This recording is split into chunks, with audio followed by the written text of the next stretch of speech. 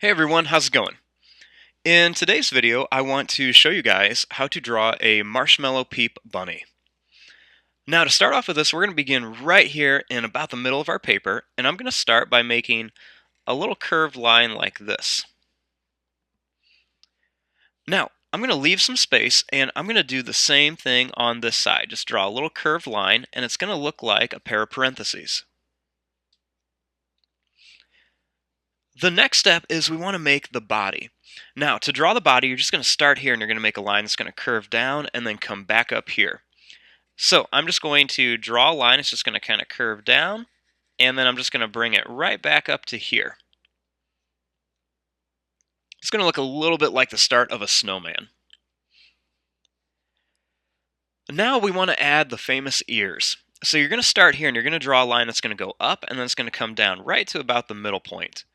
So I'm just going to draw a line that's just going to go up, it's going to curve down, and I'm going to bring it right to about there. And then I'm going to do the same thing here, just go up, keep it the same height, and then when you get to that height, just come back down right to there.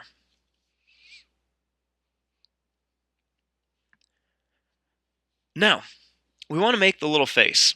So I'm going to start by just coloring in two little black dots, leave a little bit of space in between them.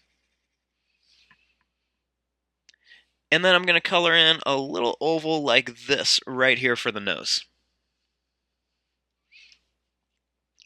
So this is our basic drawing of a marshmallow peep bunny, but now I want to make this look a little bit more three-dimensional. So the first thing is I'm going to start right here and I'm going to draw a line that gets real close to the ear and then it's going to come a little bit wider out towards the head. So I'm going to start here and I'm just going to draw this line right to here. You can see it's skinny here and then it gets a little bit wider right there. And then I want to do the same thing over here. Just kind of curve this out and then bring it down.